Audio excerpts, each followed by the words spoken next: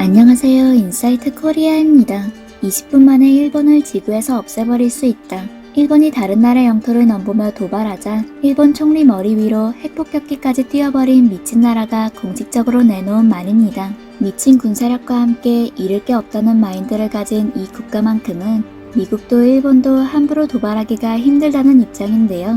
그런 노빠꾸 국가에서 최근 한국을 밀기로 노선을 더욱 굳히고 있습니다. 대놓고 독도나 한국 땅이라며 심심하면 핵폭격기로 상공을 맴돌아 일본을 쩔쩔매게 하고 있죠. 오늘의 주인공은 바로 누리꾼들에게 일본 담당 일진이라고도 불리는 러시아입니다. 러시아는 일본과의 갈등 상황에서 주변국 눈치도 안 보며 거침없는 발언을 쏟아내왔습니다. 말 한마디 한마디가 신중한 외교 관계에서 러시아 정부가 이렇게 화끈하게 대응할 수 있는 이유는 무엇일까요? 알고 보면 러시아는 오랜 시간을 걸쳐 일본에게 피해를 입어왔습니다. 풀지 못한 원한이 있다고 해도 무방하죠. 러시아와 일본의 악연은 러일 전쟁부터 본격적으로 시작됩니다. 이후 2차 세계대전에서도 일본과 맞서 싸우면서 큰 피해를 입었는데요. 그런데 진짜 악연은 이때부터 시작입니다. 일본이 패망하고 러시아는 쿠릴 열도를 실질적으로 지배하게 됐습니다. 그러나 일본은 줄기차게 쿠릴 열도에 대한 영유권을 주장하면서 러시아 정부를 상대로 도발을 지속했는데요. 최근 도쿄올림픽 홈페이지에 공개된 일본 지도에서도 독도와 쿠릴 열도를 일본의 영토라고 표기해 거센 비난을 받았습니다. 여기에 분노한 러시아 측은 총리까지 출동했다고 합니다. 일본 정부의 공식적인 항의도 무시하고 러시아 총리가 직접 쿠릴 열도를 방문해 러시아의 실효 지배를 국제적으로 과시했습니다. 마치 일본 보란듯이 말이죠. 사실 여기에는 블라디미르 푸틴 러시아 대통령의 특별 지시가 있었습니다.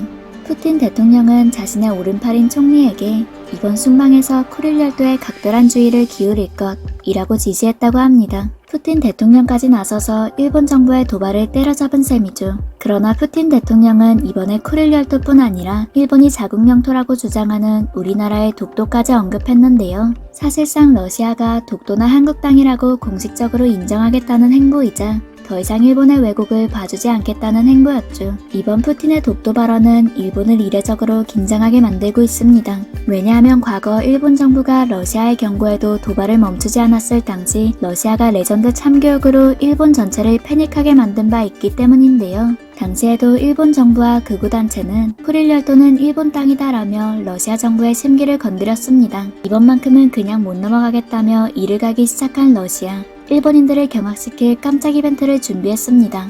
러시아 정부는 전략 폭격기 Tu-95를 띄워 일본의 심장 도쿄 상공에 출격시켰습니다. Tu-95는 러시아의 핵 전략 폭격기입니다. 그러니까 핵폭탄을 떨어뜨릴 수 있는 전투기라는 말이죠. 실제로 이 폭격기는 차르본바라고 불리는 수소폭탄을 투하한 적도 있습니다. 원자 폭탄에 대한 트라우마가 있는 일본 입장에서는 눈이 뒤집히는 상황이었습니다. 어쩔 줄을 모르던 일본 정부가 미군의 도움을 요청할 정도였다고 하네요. 러시아의 폭격기는 도쿄 상공을 비행하며 겁을 주다가 유유히 러시아로 돌아갔다고 합니다. 이 일을 계기로 일본의 도발이 잠잠해지는 듯 했습니다. 하지만 시간이 지나 일본이 또 망언을 퍼붓자 러시아는 맞대응 수단으로 핵폭격기를 다시 꺼냈습니다. 이쯤 되면 파블로프의 개처럼 망언하면 핵폭격이라는 조건 반사를 학습시키고 있는 듯한데요. 이번에는 더욱 강력했습니다. 러시아의 폭격기가 일본 열도 전체를 한 바퀴 순회한 것이죠. 심지어는 일본 총리가 후쿠시마 지역을 시찰하고 있는 타이밍에 맞춰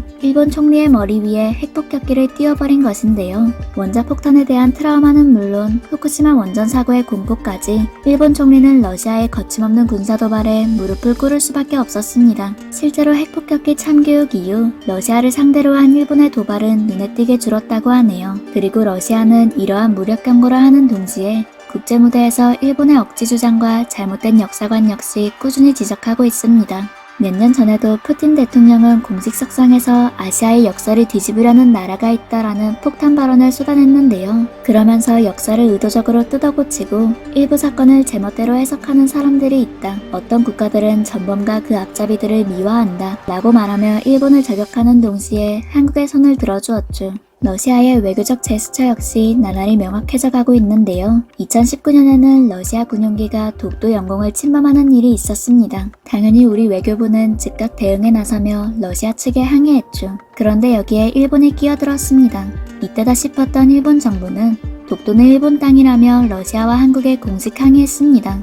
러시아는 어떻게 대응했을까요? 러시아 정부는 한국 정부의 영토를 침범하려는 의도는 없었다고 해명했습니다. 반면에 일본에는 어떠한 입장도 전달하지 않았습니다. 일본의 주장을 대놓고 무시한 것이죠. 러시아 정부는 이런 대응을 통해 일본은 패싱하고 한국에만 미안하다고 사과함으로써 독도가 한국 땅이라는 사실을 오히려 분명하게 국제사회에 보여준 것입니다. 그런데 몇 개월 뒤 아주 이상한 일이 벌어졌습니다. 러시아 군용기가 독도 주변은 물론 일본의 방공식별구역을 넘나들며 비행했는데도 일본 정부는 별다른 반응을 하지 않은 것입니다. 일본 NHK와 주요 매체들도 이번 사건을 보도하지 않고 쉬쉬했다고 하는데요. 평소 군사도발과 영토에 민감하게 반응하는 일본이 왜 가만히 있었을까요? 이번에 일본 영토를 넘나들었던 러시아의 군용기는 바로 Tu-95, 그러니까 핵폭격기였다는 사실이 뒤늦게 알려졌습니다.